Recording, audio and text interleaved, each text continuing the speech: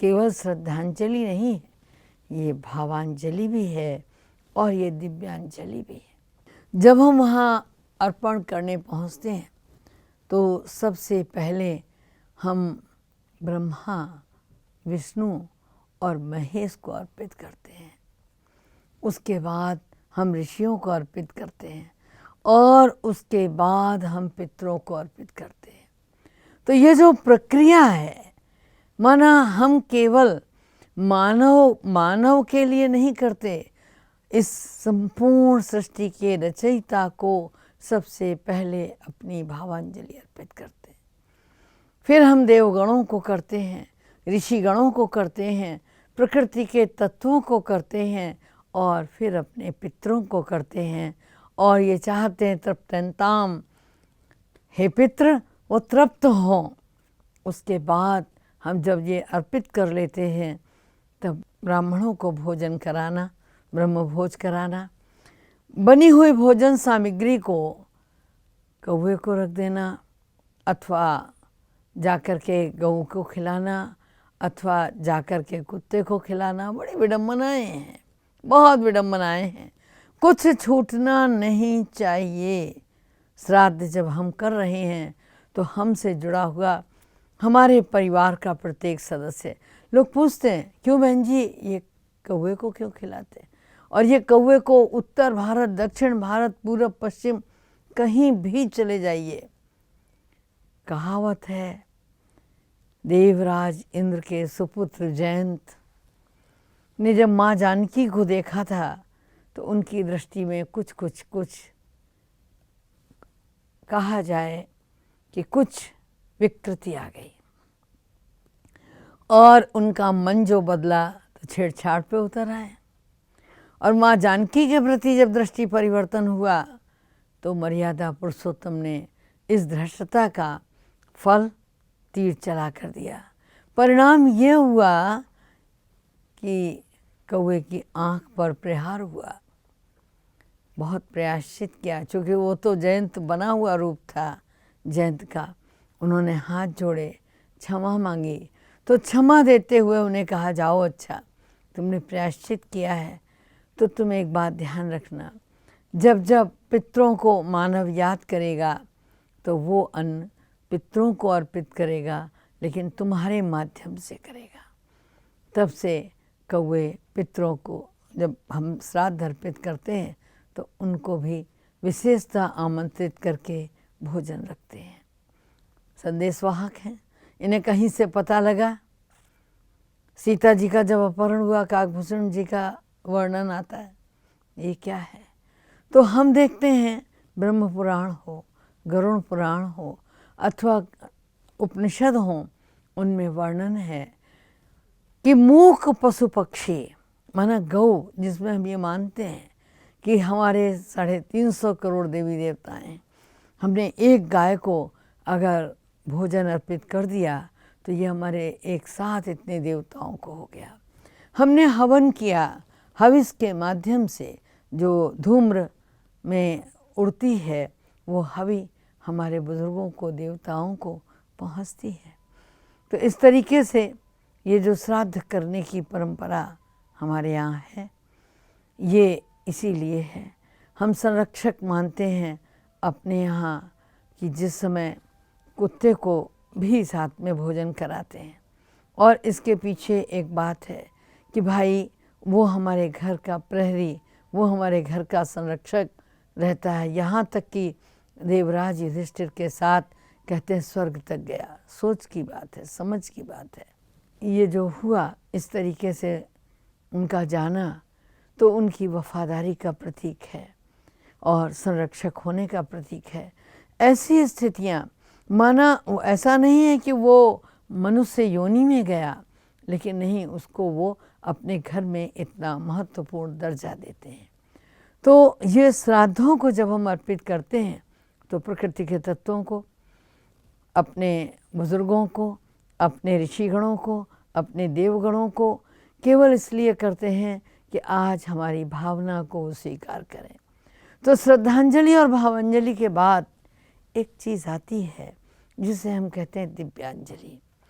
असली श्राद्ध तब होता है जब आने वाली पीढ़ी अपने पूर्वजों के लिए दिव्यांजलि अर्पित करे, अर्थात कर्मों की, श्रेष्ठ कर्मों की ऐसी कलम लगाए जो समाज अपने पूर्वजों को भी याद करे और उनके वंशजों को भी याद करे। हम पितृ ऋण से उऋण हो सकते हैं, हम तब हो सकते हैं जब हम उनके लगाए वृक्षों को हरा भरा रखें, जब उनके किए गए कृत्यों को हम आगे तक लेकर चलें। पूरे वर्ष में 15 दिन, आपने देखा होगा आजकल भी जेल में ये परंपरा है। मैं जेल की बात इसलिए कर रही हूँ कि वहाँ भी पेरोल पे लोग छोड़ दिए जाते हैं, बहुत अच्छा काम करते हैं तो कहते हैं अच्छा 10 दिन 15 दिन ये घर होकर के आ सकते हैं, छुट्टी सैंक्शन कर दी जाती है और वो स्वेच्छा से पेरोल पे रहकर वापस आ जाते हैं। उन्हें कोई पकड़ने नहीं जाता है, जैसे ही उनकी वो छुट्टियां समाप्त होती हैं वो वापस अपने यहाँ आ जाते हैं।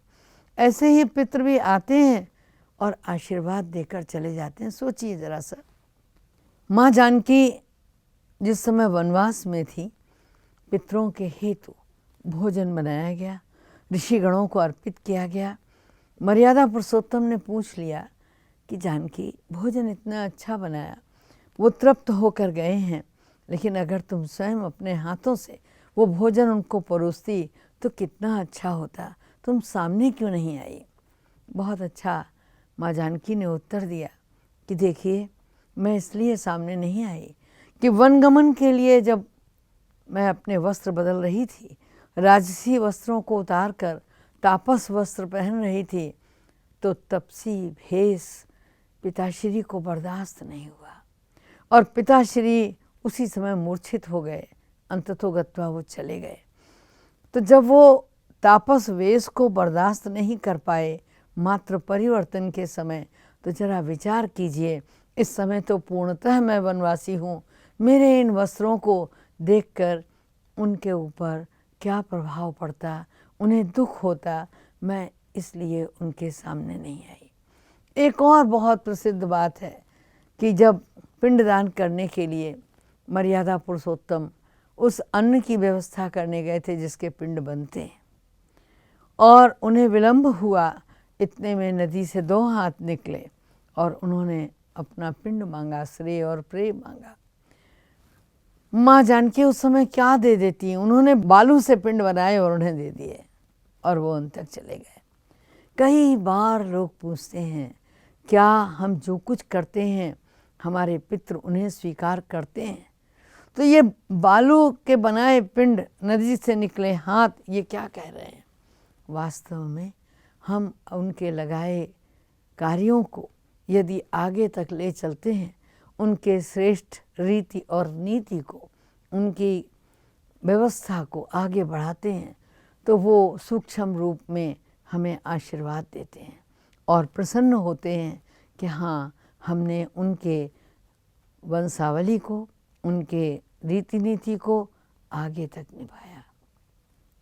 एक और बात, पितृ पहुँचे पितृशाला में अथवा नहीं पहुँचे, प्राय जिस वर्ष के अंदर कोई शरीर छोड़ता है उस वर्ष वो पितरों की श्रेणी में शामिल नहीं होता। ऐसा होता है कि वो वेटिंग पीरियड माना जाता है। 13 दिन तक उनके पुत्र पौत्र जो भी दाग देते हैं, अग्नि संस्कार करते हैं। 13 दिन बड़े नियम के साथ, शुचिता के साथ, साधना के साथ रहते हैं, इसलिए कि हमारे साथ जो बिछड़े हुए पूर्वज जो गए हैं वो पितृलोक में जाकर अपना स्थान ले लें। किंतु यदि ऐसा नहीं होता तो वर्ष भर वो साधना और शुचिता के साथ रहते हैं, वर्षी मनाते हैं। वर्षी इसीलिए मनाते हैं कि अच्छा 13 दिन में यदि उन्होंने स्थान नहीं लिया तो अब जा कर के ले लें। और भी व्यवस्थाएं दी गई हैं कि जिस प्रकार से वहाँ लिखा गया है कि हम ओम की ध्वनि करते हैं, तो एक ओम होता है निमिष मात्र, ओम, शांत हो गए, तो ये क्षण मात्र का ओम, माना अल्पकालिक साधना है। हमें मिलेगा पितृलोक, लेकिन क्षण मात्र, थोड़े समय के लिए मिलेगा, पुनः वापस हमको यहाँ आना पड़ेगा। दूसरा दीर्घकालिक साधना है, ओम।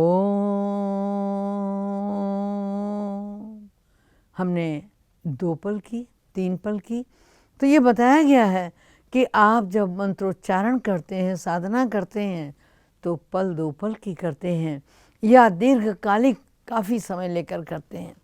तो इसी प्रकार से वो इस लोक में गए, उस लोक में गए, अथवा पितृलोक में गए, वो किस लोक में गए, ये हमारी साधना पर निर्भर करता है। और पुनः आने की प्रक्रिया भी इस बात को मानती है कि जितना समय हमारी साधना का श्रेय और प्रेय हमें मिलता है, उतना समय हम वहाँ निवास करते हैं, अन्यथा पुनः नीचे आ जाते हैं। तो ये जो श्राद्ध कर्म है, अगर उन्होंने नहीं किया तो कोई बात नहीं, हम दिव्यांजलि अर्पित करें और हम अपने जीवन में साधना को स्थान दें। सच्ची बात तो यही है कि यदि सच्चा श्राद्ध करना है तो प्रजापिता ब्रह्मा कुमारी ईश्वरीय विश्वविद्यालय हमें कर्मों की रूपरेखा समझाता है। हमें ये बताता है कि हम जो बोएंगे वो पाएंगे।